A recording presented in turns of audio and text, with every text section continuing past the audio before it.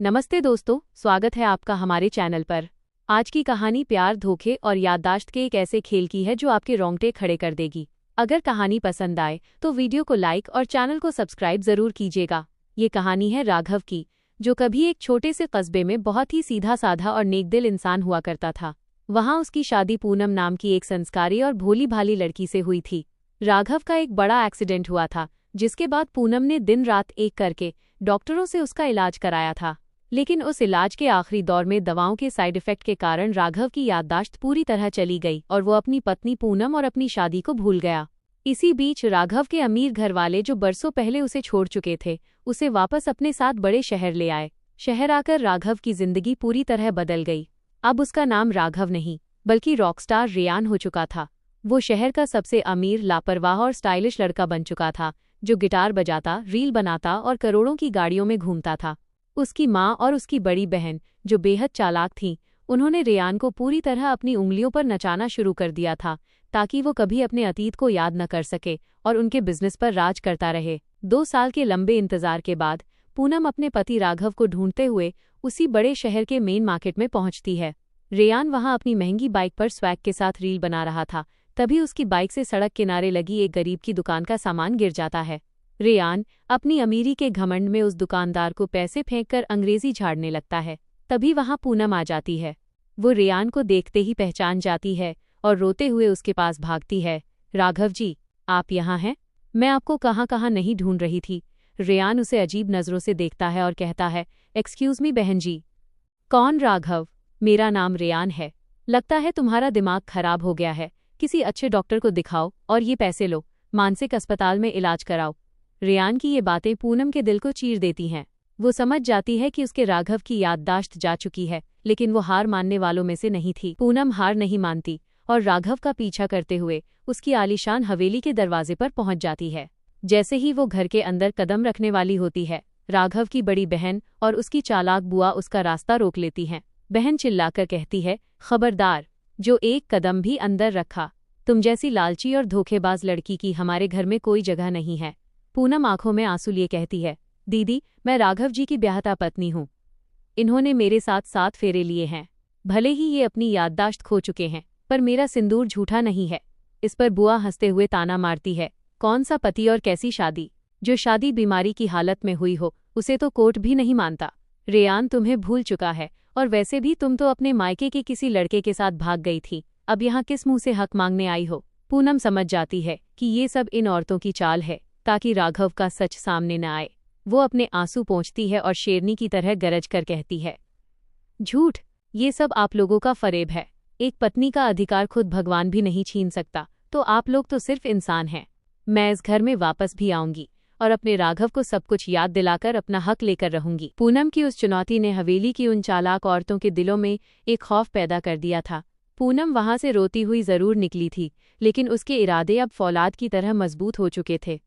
वो समझ गई थी कि सीधे रास्ते से वो अपने राघव तक कभी नहीं पहुंच पाएगी, क्योंकि उसके घरवाले एक दीवार बनकर बीच में खड़े थे। कुछ दिन शहर की तंग गलियों में गुजारने के बाद पूनम ने एक बड़ा फैसला किया। उसने अपने सीधे साधे गांव के पहनावे को बदला, अपनी सादगी को छुपाया और एक पढ़ी लिखी मॉडर्न सेक्रेटरी का रूप धारण कर लिया। उसने अपना नाम बदलकर प्रिया रख लिया और सीधे रेयान की उसी बड़ी म्यूजिक कंपनी में जॉब के लिए इंटरव्यू देने पहुंच गई, जहां रेयान का उठना बैठना था। जब रेयान ने अपनी केबिन में इंटरव्यू के लिए पूनम यानी प्रिया को देखा, तो उसे उसकी आंखों में एक अजीब सा अपनापन महसूस हुआ।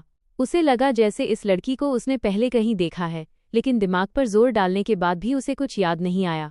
पूनम की बेहतरीन समझदारी और काम के प्रति उसकी संजीदगी को देखकर रेयान ने तुरंत उसे अपनी पर्सनल सेक्रेटरी के रूप में नौकरी पर रख लिया। अब पूनम हर वक्त रेयान के साथ रहने लगी। वो उसके खाने पीने से लेकर उसकी हर छोटी बड़ी पसंद का ध्यान रखती थी। धीरे धीरे रेयान को भी प्रिया की आदत होने लगी थी। वो अपनी हर उलझन अपनी इस नई सेक्रेटरी से शेयर करने लगा था। पूनम बहुत ही चालाकी से काम कर रही थी। वह अक्सर रेयान के सामने वही धुन गुनगुनाती जो राघव को गांव में पसंद थी, और कभी कभी उसके टिफिन में वही सादा खाना बनाकर लाती जो कभी राघव बड़े चाव से खाता था। इन सब चीज़ों से रेयान के दिमाग में अतीत की कुछ धुंधली तस्वीरें उभरने लगी थीं, जिससे वो अक्सर बेचैन रहने लगा था। एक शाम ऑफिस में देर तक काम करने के बाद जब रेयान और पूनम बाहर निकले, तो अचानक शहर में बहुत तेज बारिश होने लगी। ठीक वैसा ही माहौल बन गया था जैसा 2 साल पहले गांव में उनकी आखिरी मुलाकात के वक्त था। रेयान अपनी गाड़ी के पास खड़ा होकर अचानक अपने सिर को पकड़कर बैठ गया, क्योंकि उसके दिमाग में पुरानी यादों का एक बहुत बड़ा सैलाब उमड़ रहा था। पूनम ने बिना देर किए आगे बढ़कर रेयान का हाथ थाम लिया और रोते हुए कहा, राघव जी, अपने दिमाग पर ज्यादा जोर मत दीजिए। अपनी इस पूनम को पहचानिए जिसके साथ आपने कान्हा जी के मंदिर में 7 फेरे लिए थे।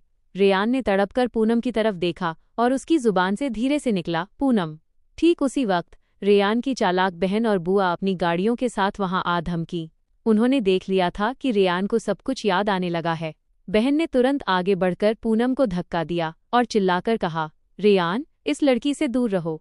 ये वही धोखेबाज लड़की है जो तुम्हें बर्बाद करना चाहती है। लेकिन इस बार पूनम पीछे नहीं हटी। उसने रेयान का हाथ कसकर पकड़ लिया और उन औरतों की आंखों में आंखें डालकर खड़ी हो गई। बहन की आवाज सुनकर रेयान ने एक बार अपनी बहन की तरफ देखा और फिर अपने हाथ को देखा, जिसे पूनम ने पूरी ताकत और विश्वास के साथ थाम रखा था। उस बारिश की बूंदों के बीच जैसे रेयान के दिमाग का सारा धुंधलका एक झटके में साफ हो गया। उसे याद आ गया वो छोटा सा गांव, वो मंदिर, वो एक्सीडेंट और वो दवाइयां जो पूनम ने उसे दिन रात जागकर पिलाई थीं। रेयान ने अपनी बहन का हाथ झटक दिया और उसकी आंखों में गुस्सा उतर आया।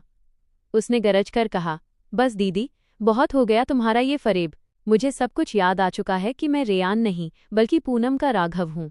तुम लोगों ने मेरी बीमारी का फायदा उठाकर मुझे मेरी ही पत्नी से दूर कर दिया और उसे धोखेबाज कहते रहे।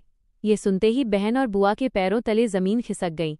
उनके चेहरे का रंग उड़ चुका था और वे डर के मारे कांपने लगी थीं। राघव ने पूनम के आंसू पोंछे और उसे अपनी बाहों में समेटते हुए कहा, मुझे माफ कर देना पूनम, मैं तुम्हें बहुत देर से पहचान पाया, लेकिन अब कोई भी ताकत तुम्हें मुझसे अलग नहीं कर सकती।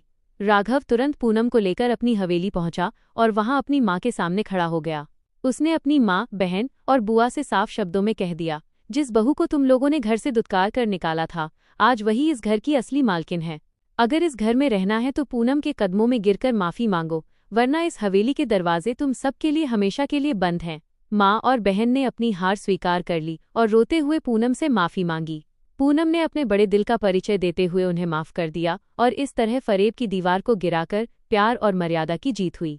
राघव और पूनम का रिश्ता याददाश्त का मोहताज नहीं था, वो तो दिलों का बंधन था जो हर इम्तिहान को पार कर गया। दोस्तों, अगर आपको राघव और पूनम की यह जज्बाती और सच्चाई से भरी कहानी पसंद आई हो तो वीडियो को लाइक और शेयर जरूर करें। हमारे चैनल को सब्सक्राइब करना न भूलें ताकि ऐसी ही और भी बेहतरीन कहानियां हम आपके लिए लाते रहें। मिलते हैं बहुत जल्द एक नई कहानी के साथ, तब तक के लिए धन्यवाद।